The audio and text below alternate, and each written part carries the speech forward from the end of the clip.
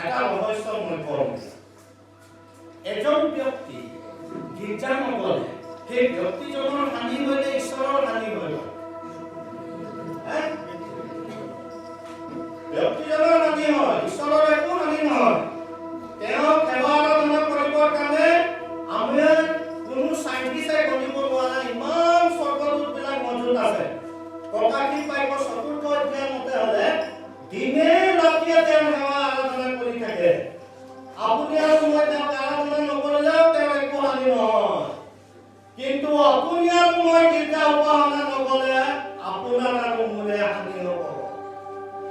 মই আমাৰ জলপাই চামাবক ইয়াত পঢ়ি আছে কৈছোঁ, মোৰ ট্ৰেইন লেট হ'লে বাৰু বেলেগ ট্ৰেইনত মই যাম, কিন্তু প্ৰভুটোক লৈহে যাম। নহ'লে গোটেই সপ্তাহ পগলা লাগিব মোক পৰিচৰ্যা কৰি ভাল নালাগিব, আমনি লাগি থাকিব। সহভাগিতা মানুহক আমি দেখিছোঁ ত্ৰায়কৰ্তনী হ'ল। ইয়াৰ আত্মা, প্ৰাণ আৰু শৰীৰ আছে। যেতিয়া এজন ব্যক্তি গীৰ্জাত নাযায়, প্ৰভু পূজাত ভাগ নলয়, সি আত্মাৰ ব্যাকুল হয়। জ্ঞানী ৰজাই পুৰণি নিয়মত কি লিখিলে? সুবন্ধ গীতমালা 90 নম্বৰত যেনেকৈ হৰিণাই জুলিলৈ হাবিয়াস কৰে, তেনেকৈ মোৰ প্ৰাণে এই জীৱন তোমাক পাবলৈ হাবিয়াস কৰিছে।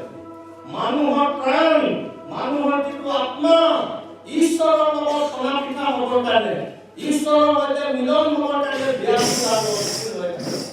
সেই ব্যাকুল আৰু অস্থিৰ মন তেতিয়াহে শান্তি পাব, অনন্ত বিশ্ৰাম পাব, অনন্ত জিৰণি পাব। যেতিয়া আপুনি আৰু